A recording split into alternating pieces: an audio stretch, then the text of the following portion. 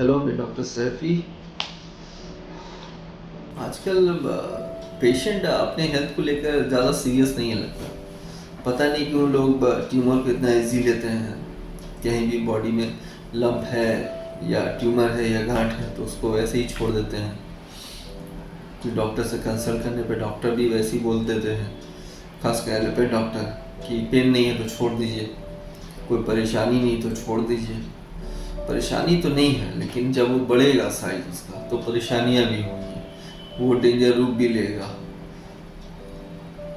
Pen भी शुरू हो जाएगा, तब आप घबरा कर जाएंगे, तब तक बहुत लेट हो चुका होता है। तो इसको अवॉइड ना करें। और मैं हमेशा बोलता हूँ कोई भी बीमारी हो पहले होम्योपैथी में जाएं, अच्छे होम्योपैथी डॉक्टर से कंसल्ट करें। नो डाउट अगर आप शुरुआत में ही चल जाएंगे तो वो स्टेज ही नहीं आएगा कि आपका लाइफ को खतरा हो। हर चीज़ में वेट एंड वॉच में नहीं रहना चाहिए। किसी भी डिजीज़ के साथ आजकल ऐसा खेल हो रहा है कि आपको कोई तकलीफ नहीं है, एज इट इज़ रहने दीजिए, जब बढ़ेगा ऑपरेट कर देंगे, तो वो कोई रास्ता नहीं है। ये वे ऑफ ट्रीटमेंट ही सही नहीं है।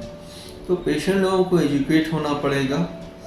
आपके बॉडी में कोई इरप्शन आए हैं, आजकल मैं देख रहा हूँ स्किन के प्रॉब्लम जितने भी आ रहे हैं, सब में डॉक्टर से ही बोलते हैं कि वो ठीक नहीं होता। अब पेशेंट बिलीव भी कर लेता है, फिर वही डॉक्टर कुछ दवाइयाँ देता है, पेशेंट खाता भी है, सालों साल खाता है, ऑइंटमेंट देता है, साबुन देता है। तो ये जो वे ऑफ ट्रीटमेंट है, पेशेंट लोग, मेरे बहुत सारे पेशेंट ऐसे हैं जो लगता है कि 5 साल 6 साल खाए हैं। कुछ पेशेंट ऐसे भी हैं अच्छे हो गए हैं, उनका स्किन ट्रीटमेंट अच्छा हो गया, किसी रीज़न से फिर वो रिलैप्स किया, फिर वो पता नहीं कोई बोला या क्या नहीं, फिर वो एलोपैथ ट्रीटमेंट में गए, फिर बड़ा कर रहा है, फिर ट्रीटमेंट लिए और आज के डेट में फिर अच्छे हैं वो। लेकिन ये सिर्फ नंबर ऑफ पेशेंट है जो मेरे पास आए। ऐसे कितनी पेशेंट है जो सफरर हैं, पूरा अपना जिंदगी भर दवाई खा रहे हैं स्किन की, और फिर लास्ट में एट द लास्ट कुछ मिलता नहीं है। तो ऐसे पेशेंट से बोलना है, और खासकर सभी लोगों से बोलना है कि एक्जिमा का ट्रीटमेंट है, सोरियासिस का ट्रीटमेंट है, ट्यूमर का क्यूरेबल है। जो स्टेज है, आप अगर वो स्टेज पार कर जाएंगे तब थोड़ा क्रिटिकल हो जाता है, तब आप आके बोलिएगा ठीक करो तो थोड़ा मुश्किल होता है।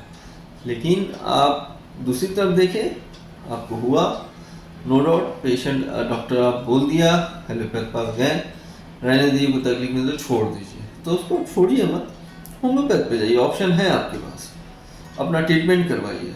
ट्यूमर जब तक पूरा ख़त्म नहीं हो जाता है ट्रीटमेंट ना छोड़ें।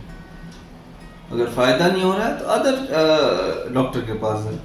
ऐसा नहीं है कि एक होम्योपैथ डॉक्टर अच्छा नहीं किया तो वो ठीक नहीं होगा, दूसरे होम्योपैथ डॉक्टर के पास जाइए। सोसाइटी में बहुत सारे डॉक्टर हैं, जैसे एलोपैथ में आप बोलते हैं कि नहीं इस डॉक्टर से नहीं हुआ, चलो उस डॉक्टर को दिखा लें, तो वैसे होम्योपैथी में भी है, एक डॉक्टर ठीक नहीं कर पाया, आप दूसरे डॉक्टर से कंसल्ट करिए, हो सकता है उससे ठीक हो जाए। तो ट्रीटमेंट तो है होम्योपैथी में। तो इन सारी चीज़ों को अवॉइड ना करें। अफसोस होता है जानकर कि मेरा नियर डियर कोई फ्रेंड है या आसपास, सुनते हैं कि ट्यूमर हुआ था, छोड़ दिया, नहीं पेन नहीं था, छोड़ दिया, एज इट इज़ रहने दिया। एक टाइम आया कि उस बंदे को कीमो ही पड़ गया, कैंसर डायग्नोज भी हो गया। क्यों हो गया? क्योंकि आपने वेट एंड वॉच में रखा, क्योंकि आपको जब पेन नहीं था आप उसको अवॉइड किए। कब जाके आप, जब आपको पेन फील होने लगा, वेट लॉस होने लगा, जब वो ट्यूमर कन्वर्ट हो गया कैंसर्स में, तब आप गए। तो ऐसा नहीं है, इसको इतना डेंजर जोन में ना ले जाए। हर ट्यूमर बिनाइन होता है, लेकिन धीरे धीरे वो कन्वर्ट होता है। तो इसीलिए ट्यूमर डेंजर है अगर वो पेनफुल है, स्वेलिंग है, रेडनेस है, इरेगुलर मार्जिन है वहाँ दिख रहा है, तो वो डेंजर में चल जाता है। लेकिन ज़्यादातर लंप, ज़्यादातर ट्यूमर शुरू में बिनाइन नहीं होता है। तो इसको अवॉइड ना करें, किसी भी ग्रोथ को कोशिश करें वहीं पर ही इलाज करने का जब वो शुरुआती स्टेज में हो। ओके, मैं इतना ही बोलना चाहता था आज के वीडियो में क्योंकि आज जो पेशेंट है उनका यही हिस्ट्री रहा, जो सुन के अफसोस भी हुआ, गुस्सा भी आया, क्योंकि जितने बड़े ट्यूमर वो लेके आया मेरे पास, वो ग्रोथ होने में 5-6 साल लगे।